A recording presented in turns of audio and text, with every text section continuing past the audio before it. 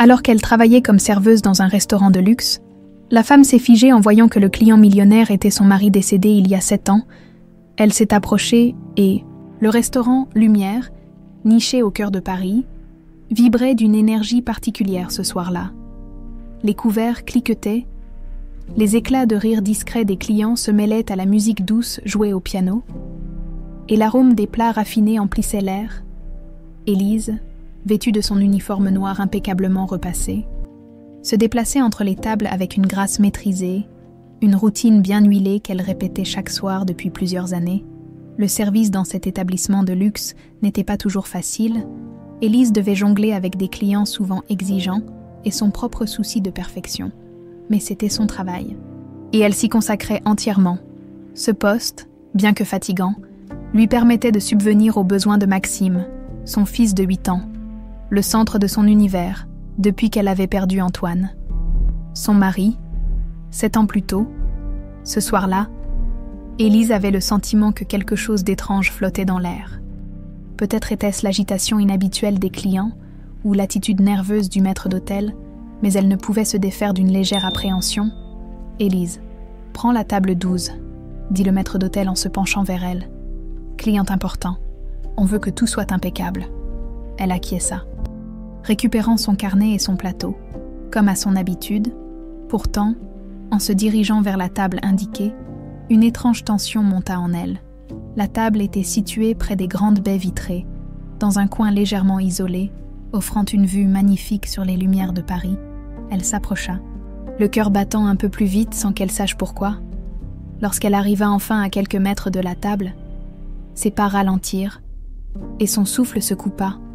Là, assis avec une élégance naturelle, se trouvait Antoine, son mari, celui qu'elle avait pleuré pendant des mois, qu'elle avait enterré dans son cœur en essayant de reconstruire sa vie.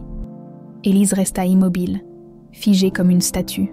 Son esprit luttait pour trouver une explication. Ce n'était pas possible. Antoine était mort dans un accident de voiture. Elle avait vu le cercueil, entendu les mots réconfortants, et pourtant vides, des proches et des amis, mais l'homme devant elle, c'était bien lui. Le temps semblait s'arrêter, tandis qu'elle observait chaque détail, ses cheveux légèrement grisonnants sur les tempes, son sourire en coin, et même la manière familière dont il ajustait les manches de sa veste. Mais ce n'était pas tout.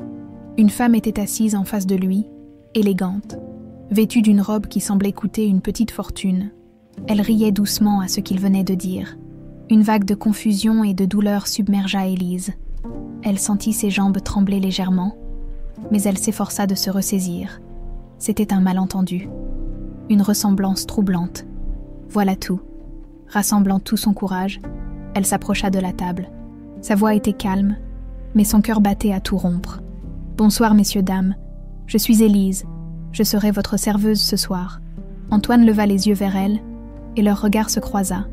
Élise sentit une décharge électrique traverser son corps. C'était lui, elle en était sûre, mais la réaction qu'elle attendait ne vint jamais. Antoine cligna des yeux une fois, comme s'il ne la reconnaissait pas. Puis, avec une politesse glaciale, il répondit « Merci, mademoiselle. Nous allons commencer avec une bouteille de votre meilleur vin rouge, s'il vous plaît. » Élise resta un instant figée, le stylo suspendu au-dessus de son carnet. Puis, incapable de formuler une réponse, elle hocha la tête et s'éloigna lentement, derrière le comptoir. Elle posa son plateau et s'appuya contre le bois poli, tentant de reprendre son souffle. C'est impossible. C'est lui, mais pourquoi fait-il semblant, tout au long de la soirée? Elle ne pouvait s'empêcher de jeter des regards furtifs à la table 12. Antoine semblait détendu, souriant, discutant avec sa compagne comme si rien n'avait jamais troublé sa vie. Élise, elle, était assaillie par une tempête d'émotions, incrédulité, colère, douleur et une pointe d'espoir. Lorsqu'ils eurent terminé leur repas, Antoine se leva pour aider la femme à enfiler son manteau. Élise les observa, cachée derrière une colonne, tandis qu'ils s'éloignaient dans la nuit parisienne, main dans la main. Elle resta là, incapable de bouger, les pensées tourbillonnant dans sa tête. Ce qu'elle venait de vivre n'avait aucun sens. Était-elle devenue folle? Était-ce un imposteur? Ou bien la vérité était-elle encore plus dérangeante qu'elle ne pouvait l'imaginer? Quand Élise quitta enfin le restaurant cette nuit-là, Paris semblait étrangement silencieuse. Mais à l'intérieur d'elle, une certitude naissait. Elle ne pouvait pas laisser cette nuit sans réponse. Le ciel parisien était couvert, et une brume légère se déposait sur les pavés des rues. Élise, encore sous le choc, sortit du restaurant, lumière. L'air frais de la nuit lui fouetta le visage, mais ne dissipa en rien le tourbillon de pensées qui l'assaillait. Son esprit était embrouillé, incapable de trouver une explication logique à ce qu'elle venait de voir. Elle s'arrêta un instant sur le trottoir, inspirant profondément, mais chaque respiration semblait ramener à la surface l'image d'Antoine. Vivant, élégant, accompagné d'une femme inconnue. Ce n'était pas un rêve. Elle l'avait vu, elle l'avait entendu, et pourtant, tout en elle refusait de croire à cette réalité, alors qu'elle se tenait là. Immobile, un taxi s'arrêta devant le restaurant. Élise sentit son cœur s'accélérer lorsqu'elle vit Antoine et la femme sortir. Ils riaient doucement, et Antoine, dans un geste qui lui était si familier, ouvrit la portière pour laisser sa compagne monter. Sans réfléchir, Élise se dirigea vers un taxi stationné un peu plus loin. « Suivez cette voiture, s'il vous plaît », dit-elle en désignant le véhicule qui démarrait devant eux. Le chauffeur la regarda brièvement par le rétroviseur, intrigué, mais démarra sans poser de questions. Les lumières de la ville défilaient rapidement, tandis qu'Élise restait silencieuse, le regard fixé sur la voiture devant elle. Ses mains étaient crispées sur son sac, et son esprit oscillait entre colère, confusion et une pointe de peur. Que se passait-il? Pourquoi Antoine était-il là, vivant, après tout ce temps, après une dizaine de minutes? Le taxi s'arrêta devant un immeuble cossu dans le 8e arrondissement. Élise observa, à travers la vitre embuée, Antoine descendre du véhicule, aider la femme à sortir, puis l'accompagner à l'intérieur. « Je descends ici », dit-elle précipitamment au chauffeur, tendant un billet avant de sortir. Elle resta plantée sur le trottoir, regardant l'entrée de l'immeuble. Les grandes portes vitrées reflétaient les lumières des réverbères, donnant à l'endroit une allure presque irréelle. Élise hésitait. Devait-elle entrer et exiger des réponses, ou attendre une meilleure occasion? Repérant un café encore ouvert de l'autre côté de la rue, elle s'y installa, choisissant une table près de la fenêtre, commandant un café qu'elle toucha à peine. Elle observa l'immeuble, ses pensées virevoltant sans fin. Les flashbacks de son passé s'imposaient à elle, le sourire d'Antoine, ses gestes tendres, leur complicité. Tout cela semblait maintenant appartenir à une autre vie, une vie qu'elle avait dû abandonner brutalement lorsqu'il avait disparu. Près d'une heure plus tard, les grandes portes vitrées s'ouvrirent. Antoine sortit, seul cette fois, et marcha d'un pas rapide dans la direction opposée. Élise, sans perdre une seconde, se leva, laissa quelques pièces sur la table et le suivit. La rue était calme, et le bruit de ses propres pas semblait résonner dans le silence. Elle le vit entrer dans un petit parc, où les lampadaires diffusaient une lumière tamisée, projetant des ombres dansantes sur les arbres. Rassemblant tout son courage, Élise accéléra le pas et l'appela enfin. « Antoine !» Il s'arrêta net. Pendant un moment, il ne bougea pas, comme s'il hésitait à se retourner. Lorsqu'il pivota, finalement, son visage était un mélange de surprise et de froideur. « Je crois que vous faites erreur », répondit-il d'une voix calme mais distante. Ces mots furent comme un coup de couteau pour Élise. Elle sentit une boule se former dans sa gorge, mais elle refusa de céder à l'émotion. « Ne fais pas ça, Antoine, c'est moi, Élise, ta femme. » Il haussa légèrement les sourcils, comme s'il tentait de déchiffrer ses paroles. « Je ne sais pas de quoi vous parlez, mademoiselle. Je ne vous connais pas. » Élise sentit ses mains trembler de frustration. « Arrête de mentir. Je sais que c'est toi. Pourquoi fais-tu ça? Pourquoi es-tu ici, vivant, alors que tout le monde te croit mort ?» Antoine regarda autour de lui, visiblement mal à l'aise. Après un instant, il se pencha légèrement vers elle, et son ton changea, devenant plus dur. « Vous devriez rentrer chez vous et oublier cette conversation, pour votre bien. » Avant qu'Élise ne puisse répondre, il tourna les talons et s'éloigna rapidement, disparaissant dans les ombres du parc. Élise resta plantée là, immobile, son esprit en ébullition. Elle ne savait pas ce qui venait de se passer, mais une chose était certaine. Antoine cachait quelque chose, et elle devait découvrir la vérité, peu importe les conséquences. Lorsqu'elle rentra chez elle cette nuit-là, Maxime dormait paisiblement, ses joues rosées à moitié enfouies dans l'oreiller. Élise s'assit sur le bord du lit, passant une main tendre dans ses cheveux. « Je te promets qu'on va comprendre ce qui se passe. » murmura-t-elle à voix basse, alors que Paris s'endormait sous un ciel de plus en plus sombre. Élise, elle, se jurait de ne pas abandonner. La nuit avait été courte pour Élise. Malgré l'épuisement de son corps, son esprit n'avait cessé de tourner. Les images d'Antoine, vivant, souriant et pourtant si distant, et défilaient sans relâche dans sa tête. Chaque souvenir qu'elle avait de lui semblait s'entremêler avec la scène de la veille, créant une toile de confusion et de douleur. Ce matin-là, alors qu'elle préparait le petit déjeuner pour Maxime, son regard se perdit un instant sur une vieille photo encadrée. Posée sur une étagère, elle montrait un moment heureux, capturé il y a des années, elle et Antoine, sur une plage ensoleillée, un sourire radieux aux lèvres. « Maman, ça va ?» La voix de Maxime la ramena à la réalité. Élise se tourna vers lui, offrant un sourire forcé. « Oui, mon chéri, mange tes céréales avant qu'elles ne ramollissent. » Mais même en répondant à son fils, son esprit dérivait à nouveau vers le passé. Flashback, une vie avant le drame, il y a 8 ans, Élise et Antoine formaient un couple envié par beaucoup. Ils s'étaient rencontrés lors d'une soirée organisée par des amis communs. Élise se souvenait encore de ce moment précis. Antoine, vêtu d'une chemise blanche, les manches légèrement retroussées, lui avait tendu un verre en souriant. « Vous êtes bien silencieuse pour une soirée comme celle-ci » avait-il dit. Son charme naturel et sa gentillesse avaient immédiatement capté son attention. Très vite, ils étaient redevenus inséparables. Antoine travaillait dans une petite entreprise de logistique, et bien que leur situation financière soit modeste, ils partageaient une complicité et un bonheur authentiques. Leur mariage avait été simple mais chaleureux.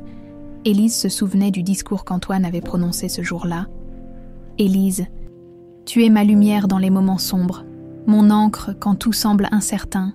Avec toi, je me sens invincible. » Ces mots résonnaient encore dans son esprit, mais aujourd'hui, ils avaient un goût amer. La naissance de Maxime avait renforcé leur bonheur. Antoine était un père attentionné, toujours prêt à jouer, à raconter des histoires ou à veiller sur leur fils durant les nuits agitées. Élise se souvenait particulièrement d'une nuit où Maxime, encore bébé, avait de la fièvre. Antoine avait passé des heures à lui chanter doucement pour l'apaiser, refusant de quitter son chevet. Mais cette vie parfaite avait été brutalement interrompue. Le jour du drame, c'était une matinée d'automne, froide mais ensoleillée. Antoine avait quitté la maison tôt pour une réunion importante. Élise se souvenait de l'avoir embrassé sur le pas de la porte, sans se douter que ce serait la dernière fois qu'elle le verrait, quelques heures plus tard. Un coup de téléphone avait tout changé. La voix à l'autre bout du fil était celle d'un policier, calme mais grave. « Madame Élise Dupont, nous avons le regret de vous informer que votre mari a été impliqué dans un accident de la route. » Les jours qui suivirent furent un flou de douleur et de désespoir, le cercueil fermé, les condoléances des proches, les démarches administratives. Élise avait traversé tout cela comme dans un rêve, ou plutôt un cauchemar. Maxime, trop jeune pour comprendre, avait simplement demandé « Papa va rentrer quand ?» Ces mots avaient brisé le cœur d'Élise. Pourtant, malgré la douleur, elle avait trouvé la force de continuer.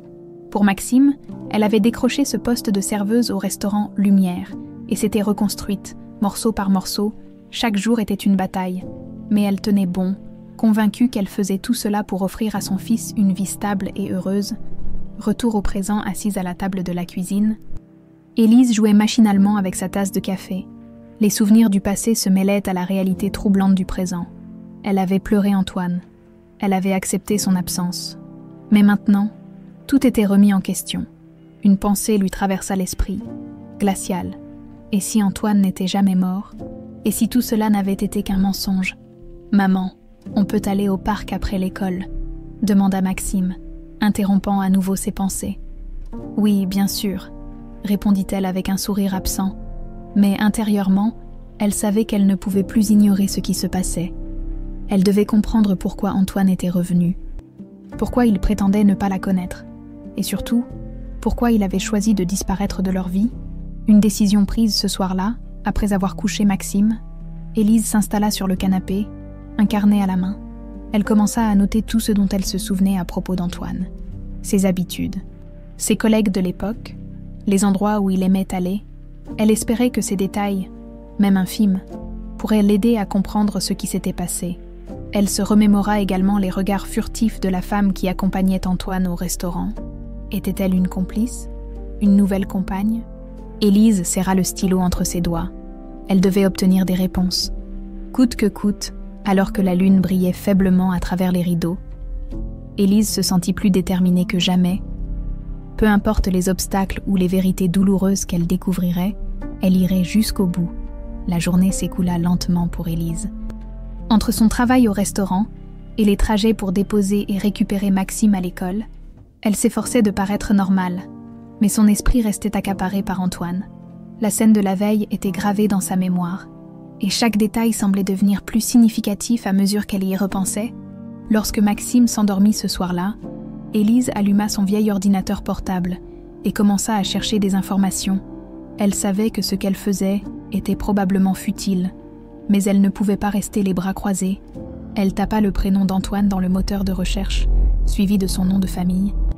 Des dizaines de résultats apparurent, mais la plupart concernèrent des personnes sans rapport avec lui.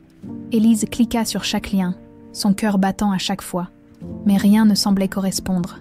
Après presque 1 heure, elle modifia légèrement sa recherche, ajoutant des termes comme « entreprise »,« logistique » et même « accident ». Enfin, un article attira son attention. C'était un ancien rapport financier concernant une petite entreprise de logistique en faillite. Le nom d'Antoine y figurait, mentionné brièvement comme étant un ancien employé avant que l'entreprise ne soit rachetée par un groupe étranger. Élise fronça les sourcils. Elle se souvenait qu'Antoine travaillait pour cette entreprise avant sa mort. Mais elle n'avait jamais entendu parler d'une faillite. Intriguée, elle nota le nom de l'entreprise et continua ses recherches. Un allié au travail le lendemain, Élise arriva au restaurant plus tôt que d'habitude. Elle avait une idée en tête et savait exactement à qui demander de l'aide. Lucas, un jeune collègue passionné de technologie et un peu trop curieux à son goût. Pendant une pause, elle s'approcha de lui discrètement. « Lucas, j'ai une petite faveur à te demander. » Le jeune homme haussa un sourcil, visiblement intrigué. « Une faveur. Ça m'intéresse. Mais ça dépend. C'est quoi ?» Élise hésita. Elle savait que plus elle en disait, plus Lucas risquait de poser des questions qu'elle ne voulait pas aborder. « Disons que j'ai besoin de chercher des informations sur quelqu'un, mais je ne suis pas très douée avec les ordinateurs. » Lucas éclata de rire. « Tu veux que je joue les détectives ? Pas de problème. Donne-moi un nom, et je verrai ce que je peux faire. » Élise lui tendit un papier sur lequel elle avait écrit le nom d'Antoine, accompagné de quelques détails qu'elle jugeait pertinents. Lucas le lut rapidement avant de la regarder avec un mélange de curiosité et de suspicion. « C'est sérieux. »« Oui, c'est important, » répondit-elle simplement. Lucas hocha la tête, puis glissa le papier dans sa poche. « Laisse-moi 1 journée ou 2. Je te dirai si je trouve quelque chose. » Une première piste troublante cette nuit-là. Élise s'endormit difficilement, son esprit hanté par des scénarios imaginaires. Elle revoyait Antoine dans ce restaurant, le visage froid, prétendant ne pas la reconnaître. Elle se demandait quel genre de vie il menait maintenant et pourquoi il avait choisi de la laisser derrière lui. 2 jours plus tard, Lucas s'approcha d'elle pendant une pause. Il avait un air grave, inhabituel pour lui. « Élise, je crois que tu devrais voir ça. » Il lui tendit une clé USB. « J'ai trouvé des trucs intéressants, mais franchement, je ne sais pas si c'est une bonne idée de creuser là-dedans. » Élise sentit une boule se former dans son estomac. Pourquoi ? Lucas haussa les épaules. Disons qu'il y a des noms et des liens avec des gens pas très recommandables. Sans attendre, Élise prit la clé et s'éclipsa dès qu'elle le put. Elle savait que Lucas ne plaisantait pas. Si lui, qui était d'ordinaire si insouciant, semblait inquiet, c'était que ce qu'il avait trouvé était sérieux, une découverte choquante chez elle. Élise inséra la clé USB dans son ordinateur. Les dossiers contenaient des documents, des photos et des extraits d'articles. Elle les ouvrit un par un, son cœur battant à tout rompre. Un des documents mentionnait une transaction suspecte entre l'ancienne entreprise d'Antoine et un groupe financier basé à l'étranger. Un autre faisait état de dettes accumulées peu avant la faillite, des sommes importantes qui avaient mystérieusement disparu. Mais ce fut une série de photos qui glaça le sang d'Élise.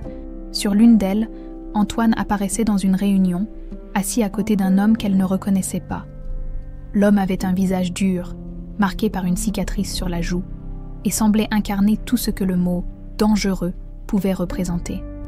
En observant les détails des photos, Élise remarqua également la femme qu'elle avait vue avec Antoine au restaurant.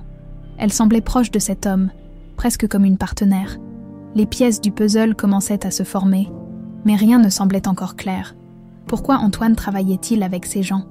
Était-il impliqué dans quelque chose de criminel? Élise referma son ordinateur, le cœur lourd. Elle savait qu'elle s'approchait de quelque chose de dangereux. Mais elle ne pouvait pas reculer. Elle se leva et alla vérifier que Maxime dormait paisiblement. Le voir si innocent renforça sa détermination. Elle ne laisserait rien ni personne menacer leur vie, même si cela signifiait affronter des vérités insoutenables. Le lendemain, Élise se réveilla avec la lourde sensation que le poids des découvertes de la veille l'avait accompagnée jusque dans ses rêves. Les photos, les transactions suspectes et surtout la présence d'Antoine dans ce cercle trouble revenaient en boucle dans son esprit. Elle ne pouvait plus nier l'évidence. Antoine vivait une vie qu'elle n'aurait jamais imaginée. Mais pourquoi? Et à quel prix? Pendant la matinée, elle tenta de suivre sa routine habituelle, mais son esprit était ailleurs. Maxime, toujours plein d'énergie, parlait de ses projets pour l'école. Mais Élise peinait à suivre ses paroles. Une fois qu'il fut déposé, elle se dirigea vers le restaurant avec une détermination renouvelée. Elle devait en apprendre plus. Et cela ne pouvait pas attendre. Lucas était déjà là, installé près du bar, les yeux rivés sur son téléphone. Lorsqu'il la vit entrer, il releva la tête et lui lança un regard interrogateur. Élise s'approcha, gardant sa voix basse. « Ce que tu as trouvé, c'est vraiment tout ?» demanda-t-elle. Lucas hésita un instant avant de répondre. « Pas tout, mais je pense que tu vas devoir te montrer prudente, ces gens-là. Ils n'aiment pas qu'on fouille dans leurs affaires. » Élise sentit un frisson lui parcourir l'échine. Elle savait qu'il avait raison, mais la peur n'était pas suffisante pour l'arrêter. « Je dois continuer, » dit-elle fermement. Lucas soupira et regarda autour de lui pour s'assurer que personne n'écoutait. « D'accord, mais écoute bien. Le type avec la cicatrice que tu as vu sur les photos, il s'appelle Vincent Garnier. C'est un gros poisson dans le milieu. Il est connu pour diriger un réseau de blanchiment d'argent et pour sa capacité à faire disparaître ceux qui se mettent en travers de son chemin. » Élise sentit son cœur s'accélérer. Le nom de Vincent Garnier ne lui disait rien, mais elle comprenait que cet homme était dangereux. « Antoine est impliqué avec lui ?» demanda-t-elle, la voix tremblante. Lucas haussa les épaules. « Difficile à dire, mais si ton mari traîne avec ce genre de personne, il doit être enfoncé jusqu'au cou. » Les paroles de Lucas résonnèrent longtemps après qu'il se fut éloigné pour reprendre son travail. Élise s'efforça de rester concentrée pendant son service, mais son esprit ne cessait de revenir à ce nom. Vincent Garnier. Après son service, Élise décida de se rendre dans un café près de l'immeuble où elle avait vu Antoine. Elle espérait l'apercevoir à nouveau, ou au moins recueillir des indices sur ses allées et venues. La nuit tombait lorsque, enfin, elle le vit sortir. Cette fois, il n'était pas seul. Vincent Garnier marchait à ses côtés, ses gestes calmes mais autoritaires. Élise les suivit à distance, s'efforçant de ne pas attirer l'attention. Les deux hommes entrèrent dans un bâtiment discret, sans enseigne. Élise hésita, puis décida de s'approcher. Elle trouva une petite ruelle adjacente où elle pouvait observer discrètement l'entrée. Elle resta là, immobile, pendant ce qui lui sembla être une éternité. Ses pensées s'emballaient. Elle savait qu'elle prenait des risques en se mêlant de tout cela, mais elle ne pouvait pas abandonner. Après près d'1 heure, les deux hommes ressortirent. Leur conversation semblait animée, mais Élise ne pouvait entendre que des bribes. « Livraison demain, pas de retard », disait Vincent d'un ton ferme. Antoine hocha la tête, visiblement tendu, avant de répondre quelque chose qu'Élise ne put entendre. Lorsqu'ils s'éloignèrent, Élise se décida à agir. Elle s'approcha prudemment de l'entrée du bâtiment et, constatant que la porte était restée entr'ouverte, elle se faufila à l'intérieur. L'intérieur était sombre, l'air chargé d'une odeur de tabac et d'humidité. Élise avança avec précaution, ses pas résonnant légèrement sur le sol en béton. Elle trouva une petite salle à l'arrière, où des documents étaient éparpillés sur une table. Avec des gestes rapides mais silencieux, elle prit des photos de tout ce qu'elle pouvait, des contrats, des listes de noms, des montants impressionnants écrits à la main. Chaque détail semblait confirmer ce qu'elle soupçonnait déjà. Ce lieu était une plaque tournante pour des activités illégales. Elle quitta les lieux aussi discrètement qu'elle était entrée, le cœur battant à tout rompre. Une fois dehors, Elle s'éloigna rapidement, veillant à ne pas croiser Vincent ou Antoine sur son chemin, de retour chez elle. Élise s'effondra sur son canapé. Son téléphone à la main, elle passa en revue les photos qu'elle avait prises, essayant de reconstituer le puzzle. Chaque pièce semblait rapprocher Antoine de ce réseau criminel. Et pourtant, une part d'elle refusait de croire qu'il était entièrement complice. Elle ferma les yeux un instant, épuisée. Mais une chose était claire, elle ne pouvait plus reculer. Le soleil perçait à peine à travers les rideaux de la chambre d'Élise, lorsqu'elle ouvrit les yeux. La nuit précédente avait été longue, marquée par l'excitation et l'anxiété provoquées par ses découvertes. Les documents qu'elle avait photographiés restaient gravés dans son esprit. Une preuve accablante des activités de Vincent Garnier. Mais ce qui la troublait le plus était le rôle d'Antoine dans tout cela. Était-il un simple pion ou un complice volontaire? Pendant qu'elle préparait le petit déjeuner de Maxime, elle repensa à la façon dont elle pourrait utiliser les informations qu'elle avait récoltées. Cependant, elle savait qu'elle ne pourrait pas continuer seule. Le réseau criminel auquel elle faisait face était bien au-delà de ses capacités, et elle avait besoin de quelqu'un pour l'aider à analyser et interpréter les données. Plus tard dans la journée, Élise retrouva Lucas au restaurant. Le jeune homme, toujours curieux et un peu excentrique, avait déjà remarqué qu'elle semblait préoccupée. « Tu as encore des questions, pas vrai ?» demanda-t-il avec un sourire en coin. Élise hocha la tête, baissant la voix pour éviter d'être entendue. « J'ai trouvé des choses, des documents, mais je ne sais pas quoi en faire. » Lucas sembla intrigué. « Qu'est-ce que tu as trouvé exactement ?» Elle hésita un instant avant de sortir son téléphone et de lui montrer les photos qu'elle avait prises. Lucas parcourut les images rapidement, son expression devenant de plus en plus sérieuse. « Waouh, c'est du lourd », murmura-t-il. « Tu sais ce que ça représente ?»« Pas vraiment, » répondit Élise. « Mais je sais que c'est lié à Garnier et à Antoine. » Lucas leva les yeux vers elle, son visage empreint d'une certaine gravité. « Élise, ce n'est pas un jeu. Si ces gars découvrent que tu as mis ton nez là-dedans, ils ne vont pas te laisser tranquille. »« Je sais, » répliqua-t-elle avec fermeté. « Mais je dois comprendre ce qui se passe. Antoine est impliqué, et je ne peux pas juste fermer les yeux. » Lucas resta silencieux un moment, puis poussa un long soupir. « D'accord, je vais t'aider. Mais il va falloir qu'on soit extrêmement prudent. » Élise sentit un mélange de soulagement et de gratitude. Lucas était peut-être impulsif, mais il avait des compétences précieuses. Et pour la première fois depuis le début de cette affaire, elle ne se sentait plus totalement seule. Ils décidèrent de se retrouver après leur service pour examiner les documents plus en détail. Une fois la journée de travail terminée, ils se rendirent chez Lucas, un petit appartement rempli de gadgets électroniques et d'écrans d'ordinateur. Lucas téléchargea les photos sur son ordinateur et commença à les analyser.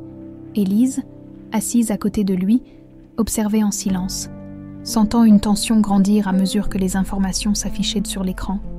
« Alors, on a des transactions bancaires, des noms de sociétés écrans et des montants astronomiques, » expliqua Lucas. « Tout ça pointe vers un réseau de blanchiment d'argent, et regarde ça, il agrandit une partie d'un document où figurait le nom d'Antoine. » Élise sentit son cœur se serrer. « Il est clairement lié à ses activités, » poursuivit Lucas. « Mais ce n'est pas tout. » Il ouvrit une autre image, montrant un calendrier avec des dates marquées en rouge. Ces dates correspondent à des livraisons importantes. Et la prochaine, c'est demain soir. Élise fronça les sourcils. « Livraison de quoi ?» Lucas haussa les épaules. « Difficile à dire. Mais vu les montants en jeu, ce n'est pas juste des colis normaux. » Élise resta silencieuse, réfléchissant à ce que cela pouvait signifier. Une chose était certaine. Cette livraison était une opportunité de découvrir la vérité. « Je dois y aller, » dit-elle soudainement. Lucas la regarda, surpris. « Quoi ? Non, c'est trop dangereux. Tu ne peux pas juste débarquer là-bas et espérer passer inaperçu. Je trouverai un moyen, » répliqua-t-elle. « Je ne peux pas rester les bras croisés pendant que tout ça se passe. » Lucas poussa un soupir exaspéré. « Bon, écoute, si tu veux vraiment y aller, on va le faire correctement. Mais tu vas suivre mes instructions à la lettre, d'accord ?» Élise hocha la tête, reconnaissante. Elle savait qu'elle prenait un énorme risque, mais elle ne pouvait pas abandonner maintenant. Pendant les heures qui suivirent, Lucas et Élise élaborèrent un plan. Lucas utiliserait ses compétences pour surveiller les communications dans la zone, tandis qu'Élise tenterait de s'approcher du lieu de la livraison sans attirer l'attention. Alors qu'elle quittait l'appartement de Lucas tard dans la nuit, Élise se sentit à la fois terrifiée et déterminée.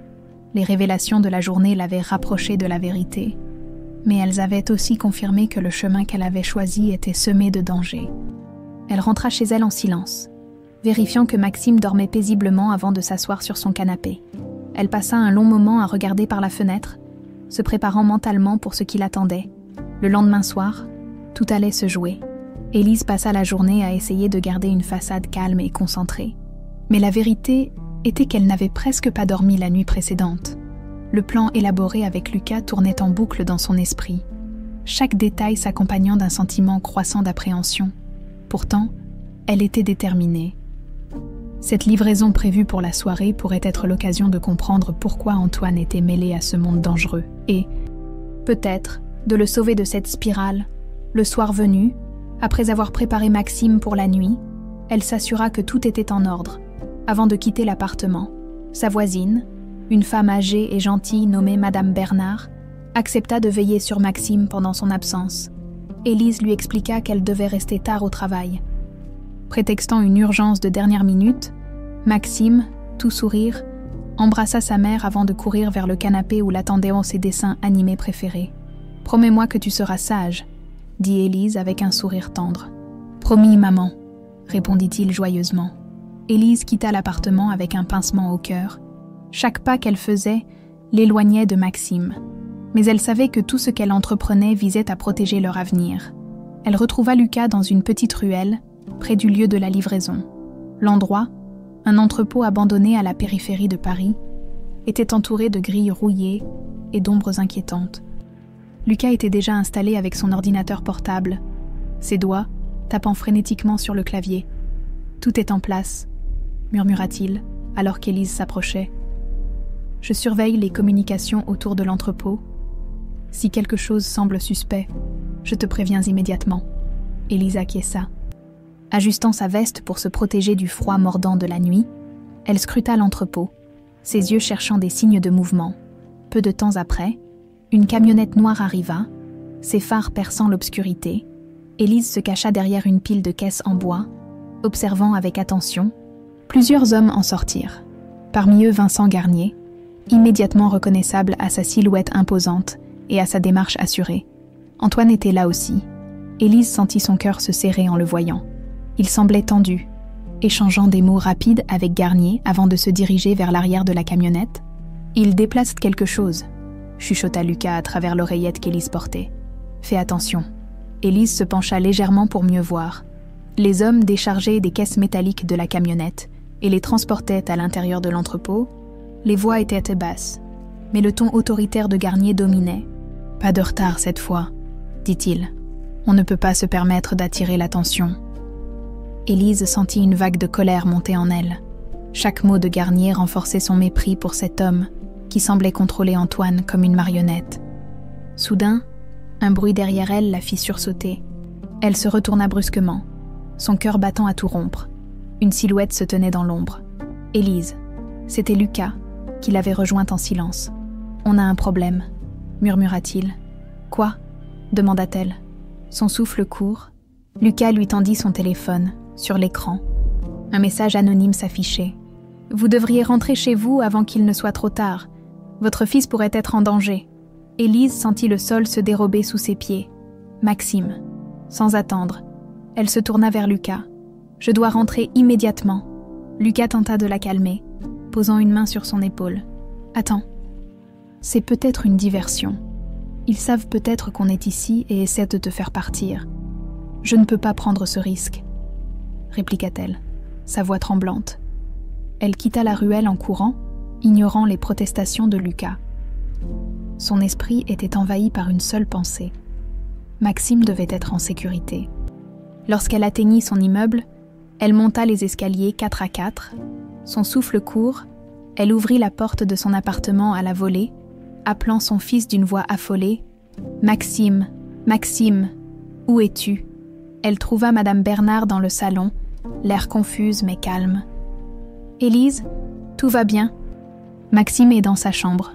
Il dort profondément. Élise se précipita dans la chambre de son fils et le trouva endormi, paisible, sa petite peluche serrée contre lui. Un soulagement immense l'envahit, mais il fut rapidement remplacé par une colère sourde. Quelqu'un avait utilisé Maxime pour la menacer, et cela dépassait toutes les limites. Elle retourna au salon, remerciant Madame Bernard, avant de la raccompagner à la porte. Une fois seule, Élise s'assit sur le canapé, ses mains tremblantes. Elle savait que cela n'était qu'un avertissement. Si elle continuait, ceux qui tirèrent les ficelles n'hésiteraient pas à s'en prendre directement à son fils. Mais au lieu de l'effrayer, cette menace renforça sa détermination. Elle ne laisserait personne mettre en danger Maxime, peu importaient les risques. Elle irait jusqu'au bout. Élise n'avait presque pas dormi. Elle avait passé une grande partie de la nuit à surveiller Maxime, vérifiant régulièrement qu'il était en sécurité dans son lit. Chaque fois qu'elle fermait les yeux, les mots du message anonyme revenaient comme un écho menaçant. Pourtant, au milieu de cette peur, une nouvelle détermination avait émergé. Elle devait confronter Antoine. Le lendemain, après avoir déposé Maxime à l'école, Élise contacta Lucas. Il s'était donné rendez-vous dans un café discret où ils pourraient discuter sans attirer l'attention. Lucas, visiblement fatigué lui aussi, avait passé une partie de la nuit à surveiller les communications autour de l'entrepôt. « Alors, des nouvelles ?» demanda Élise en s'asseyant à sa table.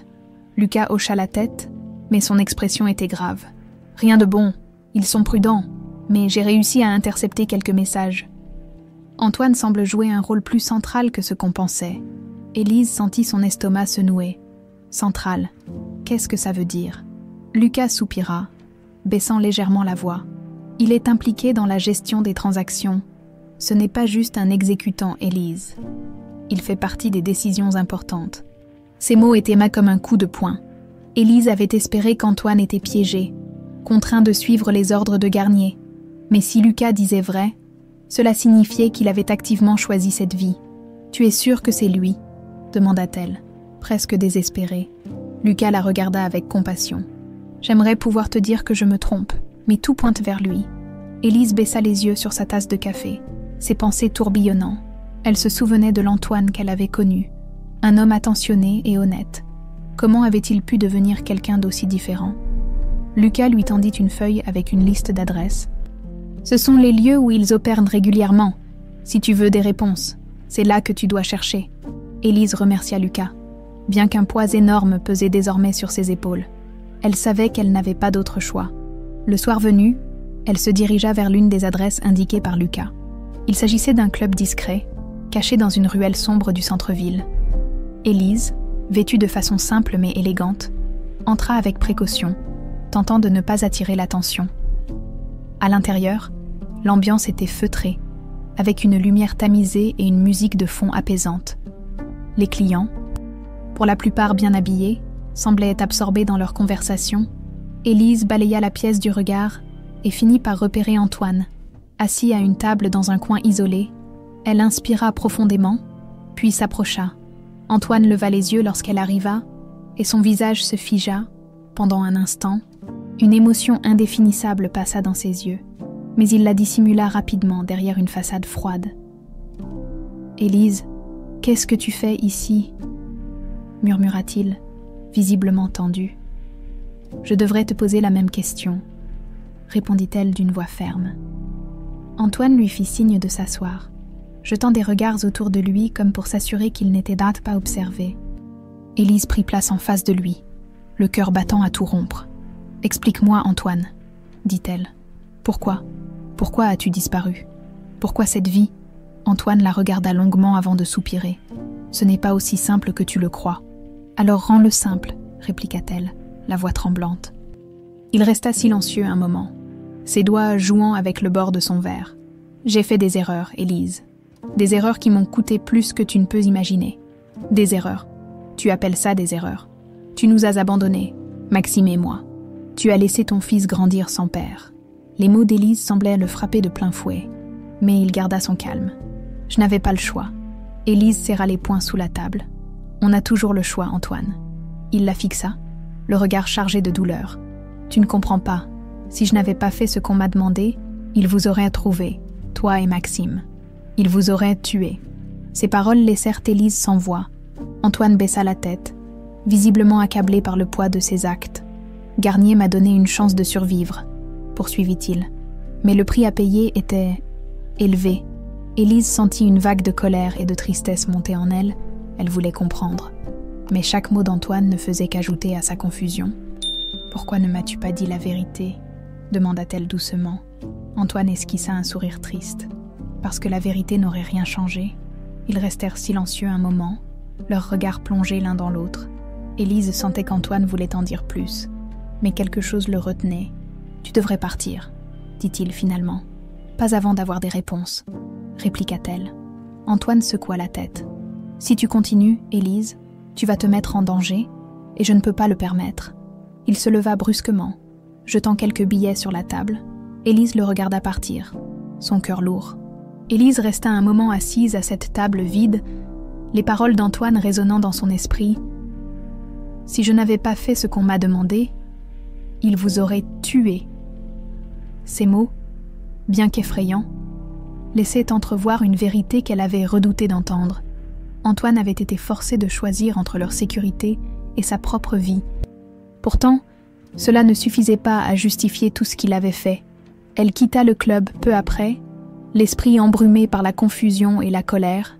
La nuit parisienne était froide, et une fine pluie commençait à tomber, rendant les pavés luisants sous les réverbères. Élise marcha sans but précis pendant un moment, essayant de mettre de l'ordre dans ses pensées. Elle savait que pour protéger Maxime et elle-même, elle devait aller au fond des choses, peu importe à quel point la vérité serait dérangeante.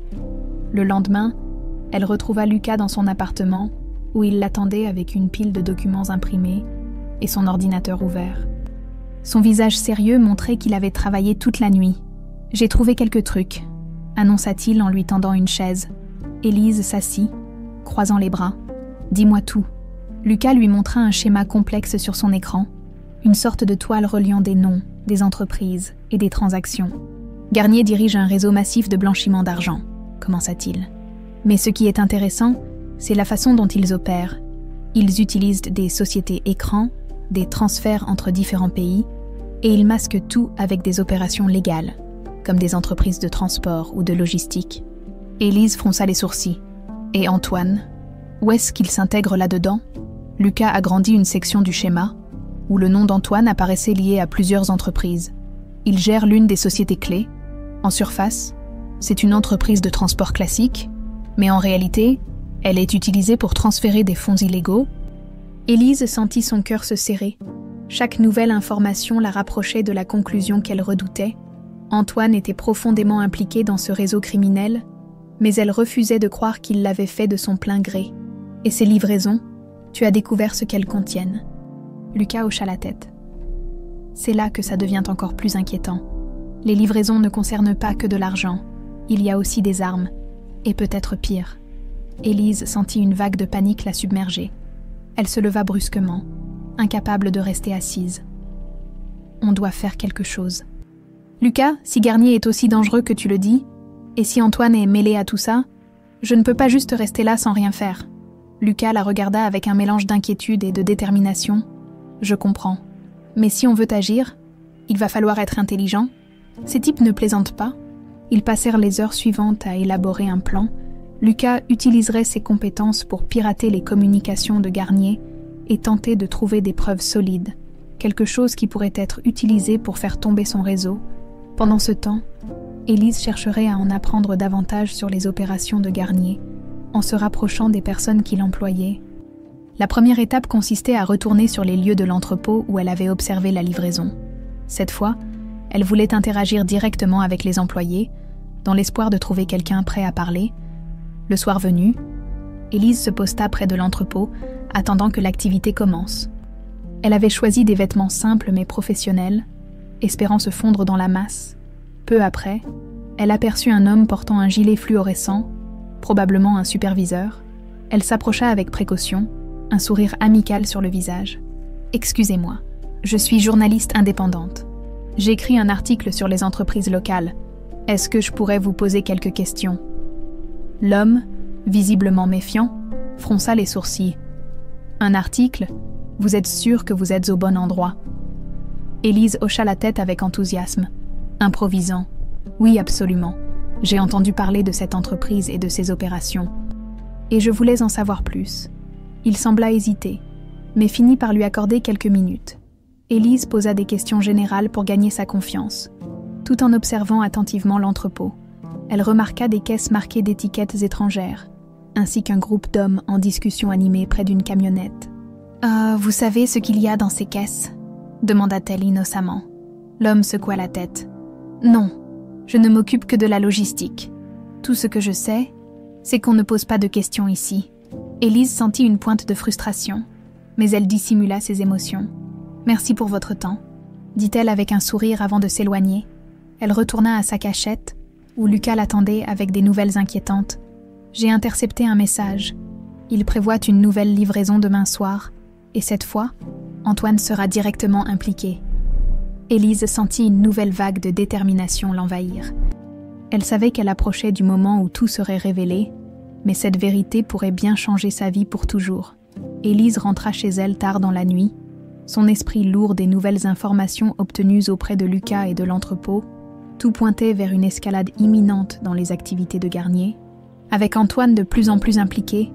Mais ce n'était pas seulement Antoine qui l'obsédait, il y avait cette femme, celle qui semblait être toujours à ses côtés, confiante et à l'aise dans cet environnement dangereux. Élise avait besoin de comprendre qui elle était et pourquoi elle jouait un rôle si central. Le lendemain, après avoir déposé Maxime à l'école, Élise prit une décision audacieuse. Elle retourna au club où elle avait vu Antoine quelques jours plus tôt, espérant croiser cette femme. Le lieu semblait être un point de rencontre clé pour les affaires de Garnier, et Élise sentait que la clé de nombreux mystères s'y trouvait. Elle entra avec précaution, habillée de manière discrète, mais suffisamment élégante pour se fondre dans le décor. L'ambiance feutrée du club était la même, et quelques visages familiers étaient installés aux tables. Élise parcourut la pièce du regard, son cœur battant plus vite lorsqu'elle aperçut enfin la femme en question. Elle était assise seule à une table, vêtue d'une robe noire élégante qui accentuait son allure sophistiquée. Élise observa un moment, essayant de deviner comment l'aborder. Finalement, elle prit une profonde inspiration et s'approcha. « Excusez-moi », dit-elle doucement. « Puis-je m'asseoir ?» La femme releva la tête, ses yeux perçants examinant Élise de haut en bas. Un léger sourire étira ses lèvres. « Pourquoi pas ?» répondit-elle, d'un ton à la fois intrigué et méfiant. Élise s'installa en face d'elle, tentant de masquer sa nervosité. « Je m'appelle Élise, » dit-elle, cherchant ses mots. « Je crois que nous avons des connaissances en commun. » La femme haussa un sourcil, visiblement amusée. « Des connaissances en commun. Voilà qui est intéressant, et qui serait-ce, si je peux me permettre ?»« Antoine, » répondit Élise, son regard fixé sur le visage de la femme pour capter sa réaction. Un éclat d'émotion traversa les yeux de la femme. Mais elle reprit rapidement son calme. Elle s'appuya contre le dossier de sa chaise, croisant les bras. « Antoine ?» répéta-t-elle lentement. « Vous êtes donc l'épouse ?» Élise sentit un frisson lui parcourir l'échine. Cette femme savait exactement qui elle était. « Vous me connaissez ?» demanda Élise, la voix plus dure qu'elle ne l'avait prévu. La femme sourit, mais son expression restait distante. « Disons que je sais qui vous êtes. Antoine a parlé de vous. Il y a longtemps. Et vous, qui êtes-vous » La femme pencha légèrement la tête, son sourire s'élargissant. « Appelez-moi Claire. » Élise serra les poings sous la table. Ce ton condescendant et cette attitude nonchalante l'irritaient. Mais elle savait qu'elle devait garder son calme si elle voulait obtenir des réponses. « Claire, » reprit-elle, « je ne comprends pas ce qui se passe. Pourquoi Antoine est-il impliqué avec Garnier? Pourquoi prétend-il que je n'existe pas ?» Claire l'observa un instant, comme si elle pesait ses options. Finalement, elle se pencha en avant, baissant la voix. « Vous voulez savoir pourquoi? C'est simple. Antoine n'a pas eu le choix. »« Pas le choix, » répéta Élise, sceptique. « Tout le monde a le choix. Pas quand Garnier est impliqué, » murmura Claire, son ton devenant plus sérieux. « Il ne pardonne pas les dettes. Et Antoine, il en avait beaucoup. » Élise sentit son cœur se serrer. « Quelle dette ?» Claire soupira, jouant avec son verre d'eau. « Votre cher mari a fait des erreurs dans son entreprise, de mauvaises décisions, des emprunts qu'il ne pouvait pas rembourser. Quand Garnier est entré dans l'équation, Antoine a dû choisir entre disparaître ou payer d'une autre manière. » Élise sentit une vague de colère monter en elle. « Et vous faites quoi dans tout ça ?» Claire sourit légèrement. « Moi, je suis ce qu'on pourrait appeler une facilitatrice. Je veille à ce que les affaires de Garnier restent en ordre. Et croyez-moi, cela inclut bien des choses que vous ne voudriez pas savoir. » Élise la fixa, son dégoût évident. « Vous le manipulez, manipulez. Non, ma chère, je lui sauve la vie, » rétorqua Claire, son sourire disparaissant. Sans moi, Garnier l'aurait déjà éliminé. Un silence tendu s'installa entre elles. Élise avait envie de crier, de frapper cette femme qui parlait d'Antoine comme d'un simple pion, mais elle se retint, sachant que cela ne ferait qu'empirer les choses. Finalement, Claire se leva, prenant son sac. « Écoutez, Élise, si vous tenez à votre mari, restez loin de tout ça. Garnier n'aime pas les complications. Et vous en êtes une. » Elle s'éloigna sans un regard en arrière, laissant Élise seule à la table. Élise resta assise un moment, ses pensées tourbillonnant. Elle avait obtenu quelques réponses, mais elle ne faisait pas que soulever davantage de questions, qui étaient vraiment claires. Et jusqu'où allait l'implication d'Antoine? Elle savait une chose avec certitude, elle ne pouvait pas abandonner maintenant. Élise passait en revue les mots de Claire toute la nuit. Les révélations qu'elle avait obtenues laissaient un goût amer. Antoine n'était peut-être pas le seul responsable de la vie qu'il menait, mais cela ne changeait rien au fait qu'il avait choisi de disparaître et de la laisser. Elle et Maxime, derrière, cette femme, Claire, semblaient jouer un rôle central dans cette toile de manipulation. Et Élise ne savait pas encore si elle était une alliée improbable ou une ennemie dangereuse. Le lendemain, Élise prit une décision qu'elle savait risquer, confronter Antoine à nouveau. Elle n'avait pas d'adresse précise, mais grâce aux informations récoltées par Lucas, elle avait une idée générale des lieux qu'il fréquentait. Après plusieurs heures de recherche infructueuses, elle finit par le trouver. Antoine était assis seul sur un banc, dans un parc discret du 16e arrondissement. Il semblait perdu dans ses pensées, son visage marqué par la fatigue et quelque chose de plus profond, peut-être de la culpabilité. Élise l'observa un instant à distance, son cœur battant à tout rompre. Puis, rassemblant son courage, elle s'approcha lentement. « Antoine », dit-elle doucement. Il releva brusquement la tête. Surpris de la voir là, son expression passa rapidement de l'incrédulité à une tristesse résignée. « Élise », murmura-t-il, « qu'est-ce que tu fais ici ? » « Je pourrais te poser la même question, » répliqua-t-elle, sa voix tremblant d'émotion. « Pourquoi te caches-tu dans les ombres, Antoine ? Pourquoi nous as-tu abandonnés ?» Antoine baissa les yeux, incapable de soutenir son regard. « Je ne voulais pas. Ce n'était pas censé se passer comme ça. Alors explique-moi, Antoine. Aide-moi à comprendre pourquoi tu as simulé ta mort. Pourquoi tu prétends que je n'existe pas ?» Il soupira profondément, passant une main sur son visage. Quand tout s'est effondré, j'étais désespérée. Les dettes de l'entreprise, les menaces de Garnier. Je savais que je ne pouvais pas m'en sortir. Alors tu as choisi de fuir, de nous laisser seuls, demanda Élise, les larmes aux yeux.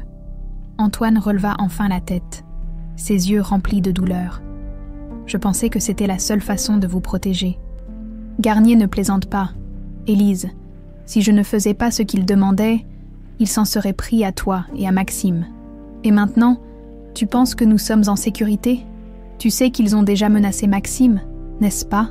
Ces mots frappèrent Antoine comme une gifle. Ils ont menacé Maxime, demanda-t-il, la voix tremblante. Élise hocha la tête. Oui, et je sais que c'était un avertissement pour moi.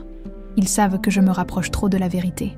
Antoine ferma les yeux un instant, son visage trahissant une tempête intérieure. Quand il parla à nouveau, sa voix était plus basse, presque un murmure. Je n'ai jamais cessé de penser à vous, Élise. Chaque jour, je me demande si j'ai fait le bon choix. Alors fais le bon maintenant, Antoine. Aide-moi à arrêter Garnier. Il secoua la tête, un mélange de peur et de frustration dans ses yeux. Tu ne comprends pas, ce n'est pas aussi simple. Garnier a des hommes partout, et il ne laisse jamais personne s'échapper. Mais si on ne fait rien, que va-t-il se passer ? Tu vas continuer à vivre dans cette cage qu'il a construite pour toi. Un silence tendu s'installa entre eux. Élise savait qu'Antoine était à un point de rupture. Il voulait protéger sa famille. Mais la peur et les années passées sous l'emprise de Garnier l'avaient brisé. « Je t'aime toujours, Antoine », dit-elle doucement. Ces mots semblèrent briser quelque chose en lui. Il leva les yeux vers elle, et pour la première fois depuis qu'elle l'avait retrouvé, elle vit une étincelle de l'homme qu'il avait été autrefois. « Moi aussi », murmura-t-il, « je n'ai jamais cessé de t'aimer. Élise sentit les larmes couler sur ses joues. Ils restèrent assis là, côte à côte, sans parler, simplement unis dans ce moment fragile. Mais le monde autour d'eux ne s'était pas arrêté. Antoine finit par briser le silence. « Si je t'aide, Élise, il faut que tu sois prête à tout. Garnier ne recule devant rien. Je suis prête, répondit-elle, sa voix ferme. Antoine hocha la tête, bien qu'un doute évident persistât dans ses yeux. Très bien, je vais tout te dire, mais il faut qu'on soit prudent. Ils quittèrent le parc ensemble. Antoine expliquant à Élise les détails qu'il connaissait sur les opérations de Garnier, chaque mot ajoutait une nouvelle pièce au puzzle. Mais Élise savait que le vrai combat ne faisait que commencer. Antoine conduisit Élise dans un petit appartement discret, loin du centre animé de Paris. Il avait loué ce lieu sous un faux nom, l'utilisant comme refuge lorsqu'il avait besoin d'échapper aux exigences de Garnier. Les murs étaient nus, la décoration spartiate, mais l'endroit semblait offrir à Antoine un rare moment de tranquillité. Dès qu'ils entrèrent, Antoine ferma soigneusement les rideaux et vérifia que la porte était bien verrouillée. Élise l'observait, impatiente d'entendre ce qu'il avait à dire, mais consciente aussi du danger qu'il courait. « Garnier me contrôle depuis des années », commença Antoine d'une voix basse, presque chuchotée. Tout a commencé avec les dettes de l'entreprise.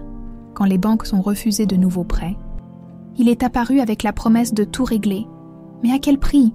demanda Élise, les bras croisés.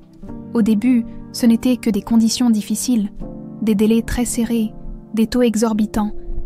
Mais quand il est devenu évident que je ne pourrais pas rembourser, il a changé les règles du jeu. C'est à ce moment-là qu'il a commencé à exiger que j'utilise l'entreprise pour faire circuler de l'argent pour lui. Élise ressentit une vague d'indignation. « Et tu as simplement accepté ?» Antoine la regarda, le regard chargé de culpabilité. « Je pensais que ce serait temporaire, que je finirais par m'en sortir. Mais Garnier ne laisse personne s'échapper. Quand j'ai essayé de refuser une livraison importante, il a envoyé des hommes chez nous. Tu ne t'en es pas rendu compte. Mais ils étaient là, en train de vous surveiller, de prendre des photos de toi et de Maxime. C'est à ce moment-là qu'il a bien fait comprendre que si je ne coopérais pas, vous en paieriez le prix. » Un frisson parcourut Élise. Jamais elle n'aurait imaginé qu'une réalité aussi sombre se cachait derrière sa vie apparemment paisible. Et maintenant, qu'est-ce que Garnier veut ? Antoine poussa un soupir, passant une main sur son visage. Une livraison cruciale est prévue cette semaine. Quelque chose d'important, qui implique plus que de l'argent. Si je n'y participe pas, il verra ça comme une trahison, et tu sais ce qu'il advient de ceux qui le trahissent. Dans ce cas, il faut agir avant ça, répliqua Élise avec détermination. Il faut trouver un moyen d'empêcher cette livraison. Et comment comptes-tu faire ? Garnier a des hommes armés, des ressources illimitées et de l'influence. J'ai toi, répondit Élise d'une voix ferme. Tu connais son système, les lieux, les gens. Avec ton aide, on peut trouver quelque chose pour le faire tomber. Antoine hésita. Il savait qu'aider Élise signifiait tout risquer. Mais il savait aussi que continuer à obéir à Garnier ne ferait que prolonger sa souffrance, avant qu'il ne puisse en discuter davantage. Le téléphone d'Antoine vibra sur la table. Il le prit, pâlissant en voyant le nom qui s'affichait. « C'est Garnier », murmura-t-il. « Réponds », dit Élise, essayant d'avoir l'air plus sûre d'elle qu'elle ne l'était en réalité. « Découvre ce qu'il veut. » Antoine prit l'appel, la voix contrôlée. « Oui, Garnier. » À l'autre bout, la voix de Garnier était froide et autoritaire. « J'espère que tu es prêt pour la livraison de demain. Je veux que tout se passe parfaitement. »« Ah, et on m'a dit que ta femme posait des questions. » Le cœur d'Élise faillit s'arrêter. Antoine avala péniblement sa salive, s'efforçant de rester calme. « Elle ne sait rien, je te le promets. Mieux vaut pour elle, » répliqua Garnier. « Parce que si elle continue à se mêler de ce qui ne la regarde pas, nous devrons régler ça d'une manière définitive. » La communication fut brutalement coupée. Et Antoine laissa tomber son téléphone sur la table. « Il est au courant pour toi, » dit-il en regardant Élise, avec un mélange de peur et de désespoir. « Alors nous devons agir vite, » répondit-elle. « On ne peut pas attendre jusqu'à demain. » Antoine acquiesça, sa détermination enfin en accord avec celle d'Élise. Il se mit à détailler les prochaines étapes, expliquant les failles de l'opération de Garnier qui pourraient être exploitées contre lui. Cette nuit-là, tandis qu'Antoine s'assoupissait un instant sur le canapé, Élise resta éveillée, songeant à Maxime, Le visage innocent de son fils était tout ce dont elle avait besoin pour nourrir son courage. Peu importait le danger, elle ne laisserait pas Garnier continuer à contrôler leur vie. Au matin, ils étaient prêts à passer à l'action. Avec l'aide de Lucas, qui surveillait déjà les communications de Garnier, le plan commença à prendre forme. « Garnier est sûr qu'Antoine sera sur le lieu de la livraison », expliqua Lucas en tapant sur son ordinateur. « Si on réussit à intercepter les bonnes preuves avant qu'il ne s'en rende compte, on pourra les transmettre aux autorités. Et s'il le découvre ?» demanda Antoine, toujours sceptique. « Il le découvrira », répondit Élise. « Mais la question est, sera-t-il assez rapide ?» Tous trois échangèrent un regard tendu, conscients du risque énorme qu'ils étaient sur le point de prendre. Mais pour la première fois, une lueur d'espoir se dessinait. En quittant l'appartement, Antoine se tourna vers Élise et lui serra la main. « Merci, dit-il, de ne jamais avoir renoncé à moi. » Élise lui rendit sa poignée de main, sentant sa détermination grandir. « Nous nous en sortirons ensemble. » Et sur ces mots, ils partirent affronter ce qui pourrait bien être le défi le plus dangereux de leur vie. La nuit tomba rapidement, apportant avec elle une tension presque palpable. Élise, Antoine et Lucas s'étaient apostés à proximité du lieu où aurait lieu la livraison de Garnier, un entrepôt dans un quartier industriel de la banlieue parisienne, entouré d'une clôture rouillée et éclairé par des lampes vacillantes. Le calme ambiant ne faisait qu'accentuer la nervosité du trio. Lucas s'était installé dans une camionnette discrète, garée à un pâté de maison, ses équipements de surveillance émettant de petits bips alors qu'il interceptait les communications de Garnier et de ses hommes. Élise et Antoine se tenaient plus près, dissimulés derrière un conteneur abandonné, observant la circulation autour de l'entrepôt. « Ils sont là », annonça Lucas dans l'oreillette. 3 véhicules viennent d'entrer dans la cour. Garnier n'est pas encore arrivé, mais on dirait qu'ils sont en train de décharger quelque chose. Antoine ajusta le col de son manteau, les yeux fixés sur l'entrée de l'entrepôt. « C'est maintenant ou jamais, » dit-il. Élise acquiesça, le cœur battant à tout rompre. Ils avaient repassé en revue le plan maintes fois, mais l'épreuve de la réalité commençait maintenant. « Tu te souviens de ce que tu dois faire ?» demanda Antoine, en la regardant. « Oui », répondit Élise, la voix ferme malgré la peur. « Je vais entrer et essayer de repérer les preuves pendant que tu distrais Garnier. » Antoine hésita un instant, lui prenant la main. « Fais attention à toi. » Elle serra sa main en guise de réponse, avant de s'engouffrer furtivement dans le bâtiment, à l'intérieur de l'entrepôt. L'atmosphère était encore plus tendue. Les hommes de Garnier travaillaient en silence, transportant de lourdes caisses d'un camion vers l'intérieur. Élise se déplaçait avec précaution, profitant des ombres pour progresser. Ses yeux repérèrent une table dans un coin, où des documents et un ordinateur portable étaient éparpillés. Pendant ce temps, Antoine resta dehors, faisant mine de superviser l'opération. Il savait que Garnier arriverait d'une minute à l'autre. Lorsque le patron fit enfin son apparition, entouré de ses gardes du corps, Antoine prit une grande inspiration, se préparant au face-à-face inévitable. « Antoine », lança Garnier d'un ton autoritaire, « tout est en ordre. »« Oui, Garnier, nous sommes dans les temps », répondit Antoine, essayant de rester calme. Garnier l'observa un instant, plissant les yeux avec méfiance. « Tu as l'air tendu », commenta-t-il. « Je suis simplement concentré », répondit Antoine rapidement. À l'intérieur de l'entrepôt, Élise atteignit la table et commença à prendre des photos des documents avec son téléphone. Elle se rendit vite compte que le contenu des caisses était tout aussi important. Des armes de haute technologie, sans doute destinées à un réseau criminel international. Soudain, un bruit derrière elle la figea. Elle se retourna lentement et vit l'un des hommes de Garnier la regarder, l'air d'abord perplexe, puis alarmé. « Hé, qui es-tu » cria-t-il. Élise ne perdit pas une seconde. Agissant par pur instinct, elle s'empara d'une barre métallique à proximité et l'assomma avant qu'il ne puisse prévenir les autres. Mais le bruit de la bagarre avait suffi à attirer l'attention. Dehors, Garnier releva la tête, entendant le vacarme en provenance de l'entrepôt. Il se tourna vers Antoine, le visage soudain froid et calculateur. Qu'est-ce qui se passe là-dedans ? Antoine tenta de prendre un air détaché. Je ne sais pas, laisse-moi aller voir. Mais avant qu'il ne puisse bouger, Garnier fit un signe à ses hommes. Allez vérifier, ordonna-t-il à l'intérieur. Élise savait que le temps était compté. Elle envoya rapidement les photos à Lucas et tenta de se dissimuler à nouveau, mais les hommes de Garnier entrèrent déjà. « Elle est là !» cria l'un d'eux, en pointant la direction où se trouvait Élise. « Dehors !»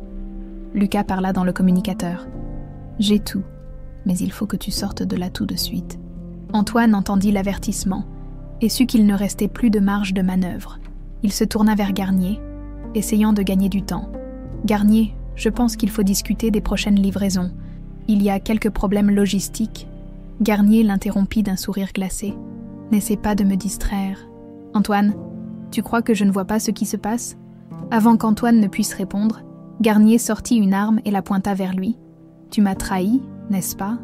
Antoine leva lentement les mains, essayant de garder son calme. « Garnier, écoute, ce n'est pas ce que tu crois. »« Ah non. Alors explique-moi pourquoi une intruse se trouve dans mon entrepôt en train de prendre des photos de mes documents. » À l'intérieur, Élise entendit les voix et comprit qu'Antoine était en danger, contre toute attente.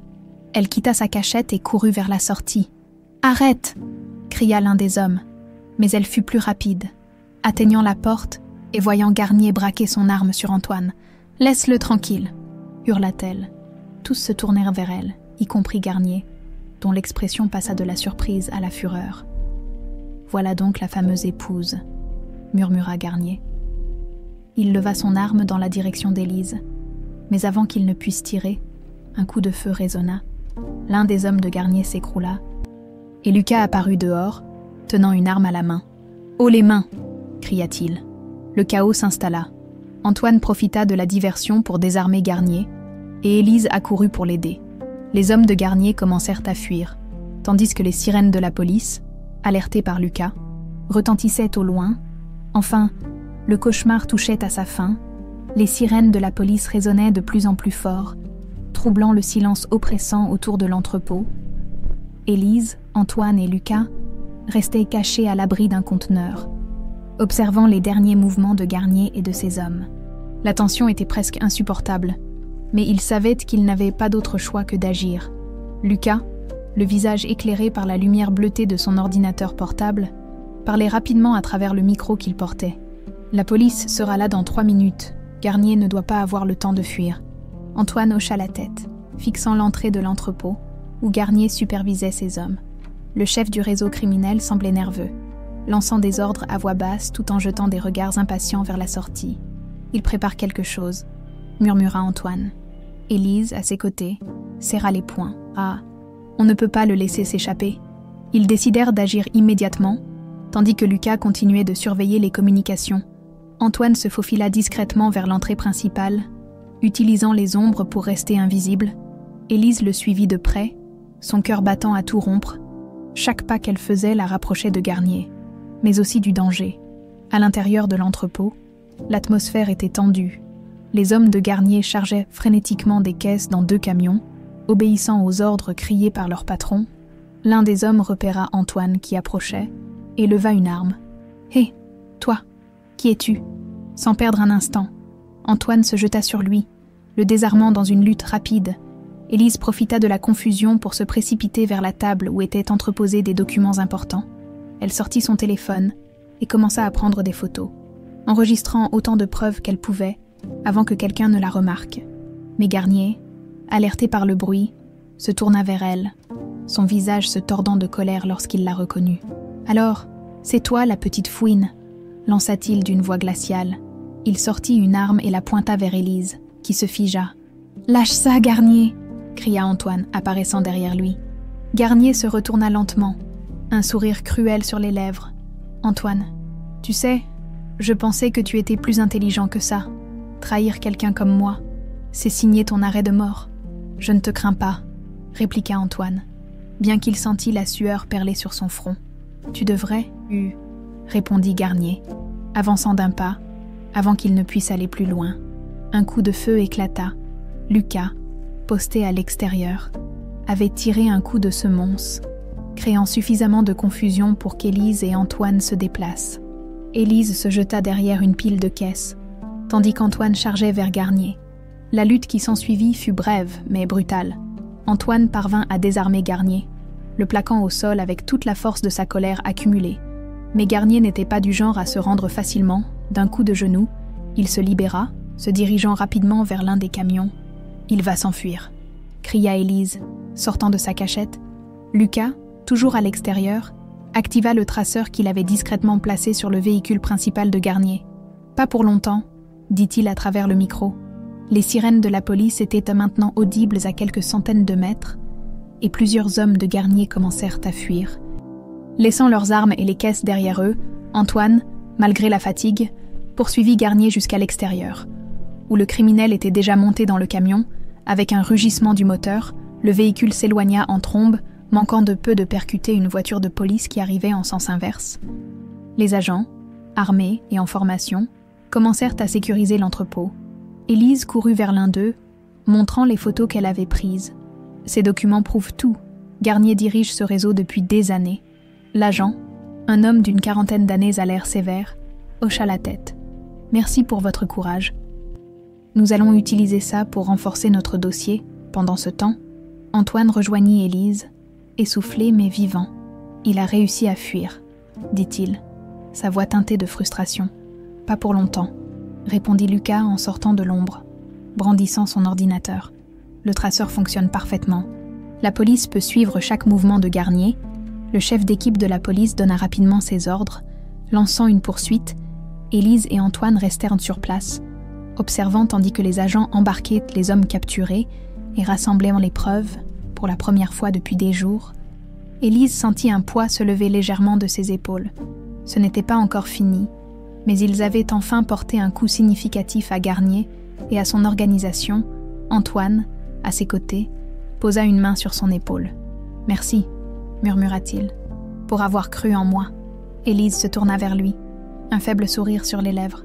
« On n'a pas encore gagné, Antoine, mais on est plus proche que jamais. » Alors que la lumière des sirènes s'éloignait dans la nuit, Élise sentit pour la première fois un éclat d'espoir. Garnier pouvait courir, mais il ne pouvait plus se cacher. La nuit s'étendait encore sur Paris alors qu'Élise, Antoine et Lucas se trouvaient dans un petit café ouvert 24 heures sur 24. Ils reprenaient leur souffle tout en suivant les nouvelles concernant l'opération policière. Le silence entre eux était lourd, chargé de tension et de fatigue, mais aussi d'un étrange sentiment d'accomplissement, pour la première fois. Garnier était acculé. Lucas fixait l'écran de son ordinateur portable, où le traceur qu'il avait placé sur le camion de Garnier montrait un signal se déplaçant lentement dans une zone industrielle à la périphérie de la ville. « Il est coincé », annonça Lucas. Il s'est arrêté dans un entrepôt de la zone 5. Antoine se frotta le visage avec ses mains, le poids de l'épuisement évident sur ses traits. Il ne restera pas là longtemps. Garnier sait qu'il est traqué. « Il faut en finir », dit Élise, sa voix ferme malgré son anxiété. Lucas leva les yeux vers elle, hésitant. « Tu es sûr ? Maintenant, c'est à la police de s'en occuper. On a fait notre part ?» Élise secoua la tête. « Je ne peux pas attendre sans rien faire alors qu'il représente toujours une menace pour Maxime. » Antoine approuva, son visage grave. « Elle a raison. Si Garnier s'en sort, il se relèvera, et il ne nous pardonnera pas. » Décidés, les trois quittèrent le café et se dirigèrent vers l'emplacement indiqué par le traceur. Lucas resta en contact avec la police via radio, partageant les informations en temps réel. En arrivant, ils garèrent leur voiture à une distance sécurisée et observèrent l'entrepôt. C'était un bâtiment ancien, délabré, entouré de carcasses de voitures et de piles de ferraille. « Il n'a pas l'air d'avoir beaucoup d'hommes avec lui », commenta Lucas. « Garnier n'en a pas besoin », répliqua Antoine. « Il est dangereux à lui seul. » Avant qu'il ne puisse établir un plan, les lumières de l'entrepôt s'allumèrent et une silhouette apparut à l'entrée. C'était Garnier, portant une mallette et une arme à la main. Il semblait calme, mais l'éclat de ses yeux trahissait sa fureur. « Antoine !» rugit Garnier, sa voix résonnant dans le silence de la nuit. « Je sais que tu es là. Réglons ça une bonne fois pour toutes. » Antoine échangea un regard avec Élise, qui acquiesça d'un signe de tête. « J'y vais !» dit Antoine. « Il faut que ça se termine. »« Pas seul !» rétorqua Élise, posant une main sur son bras. Antoine hésita, mais finit par céder. « Alors reste derrière moi. » Les deux avancèrent ensemble, laissant Lucas surveiller la situation et rester prêt à alerter la police. Alors qu'il s'approchait, Garnier leva son arme, visant directement Antoine. « Tu m'as trahi », lança Garnier d'un ton bas et menaçant. « Après tout ce que j'ai fait pour toi, tu n'as rien fait pour moi », répondit Antoine, la colère brûlant dans sa voix. Tu m'as utilisé, tu as menacé ma famille. Je t'ai donné du pouvoir, insista Garnier. Mais tu as choisi de tout gâcher pour une femme qui ne comprendra jamais ce qu'il faut pour survivre. Élise fit un pas en avant, faisant face à Garnier avec détermination. Tu peux parler de survie, mais tout ce que tu fais, c'est détruire des vies. Garnier éclata de rire, un son sec et cruel. Tu crois vraiment m'affronter à égalité ? Je suis intouchable. Mais avant qu'il ne puisse en dire davantage, des sirènes brisèrent le silence. La police avait encerclé l'entrepôt, des lumières bleues illuminant la scène, tandis que des agents armés surgissaient de toutes parts. Garnier comprit immédiatement que son avantage avait disparu. « Ce n'est pas fini », grogna-t-il, se retournant pour courir vers l'intérieur de l'entrepôt. Antoine réagit instinctivement, se lançant pour désarmer Garnier. Les deux hommes tombèrent au sol, se battant avec férocité, tandis que l'arme de Garnier glissait hors de portée. Élise se précipita pour les rejoindre, essayant d'éloigner Garnier d'Antoine. Dans un dernier effort, Antoine réussit à immobiliser Garnier. Lui bloquant les bras dans le dos alors que la police arrivait pour l'arrêter, Garnier fut menotté et emmené par les agents, son regard toujours défiant, même dans la défaite. Quand tout fut enfin terminé, Élise et Antoine restèrent debout, côte à côte, regardant les policiers inspecter l'entrepôt et rassembler les preuves. « C'est fini », murmura Élise, sentant les larmes couler sur ses joues. Antoine posa une main sur son épaule, un geste simple mais chargé de sens. « Tu as été incroyable », dit-il. Lucas les rejoignit, visiblement soulagé. On a tout ce qu'il faut pour s'assurer que Garnier ne menace plus personne. Les trois restèrent là un moment, absorbant l'ampleur de ce qu'ils avaient accompli. Mais au fond d'elle, Élise savait que la vraie victoire était de retrouver sa famille. En rentrant chez eux, il était déjà l'aube. Maxime dormait encore, inconscient de ce qui s'était passé. Élise entra dans sa chambre et observa son visage paisible. Sentant une vague de gratitude l'envahir, Antoine apparut derrière elle, posant une main sur sa taille. « Je vais me racheter », promit-il. « Pour toi et pour Maxime. » Élise se tourna vers lui, les yeux brillants d'émotion. « Tout ce qui compte, c'est qu'on soit ensemble. » Et cette nuit-là, alors que Paris s'éveillait doucement, une nouvelle lueur d'espoir illuminait leur vie. Le soleil levant peignait le ciel de Paris de nuances douces d'orange et de rose, projetant sa lumière sur une ville qui s'éveillait lentement, pour Élise, Antoine et Maxime. Cette aube apportait bien plus qu'un nouveau jour. C'était le début d'une nouvelle phase. Marqué par la liberté retrouvée et la promesse d'une reconstruction, Maxime se réveilla tôt, comme à son habitude, courant dans la maison avec une énergie contagieuse. Il ignorait les événements dramatiques de la veille, mais il sentait qu'un changement s'était opéré. Le sourire de sa mère paraissait plus lumineux, et la présence constante d'Antoine comblait un vide qu'il n'avait jamais pleinement compris. « Maman, on peut aller au parc aujourd'hui ?» demanda Maxime, les yeux remplis d'enthousiasme. Élise sourit et passa doucement la main dans ses cheveux. « Bien sûr, mon trésor, on ira tous ensemble plus tard. » Antoine, debout dans la cuisine en train de préparer le petit déjeuner, observait la scène avec un mélange de joie et de regret. Il savait qu'il avait beaucoup à rattraper, mais il était déterminé à prouver qu'il était digne de la confiance de sa famille. Après le petit déjeuner, Élise décida qu'il était temps de faire un pas en avant. Elle prit son téléphone et composa le numéro de Lucas, qui répondit presque immédiatement malgré sa fatigue évidente. « Lucas, merci pour tout ce que tu as fait. On n'y serait jamais arrivé sans toi, » dit-elle avec gratitude. Lucas rit doucement à l'autre bout du fil. « C'était un plaisir, Élise. Mais je crois que c'est toi qui as fait le plus gros du travail.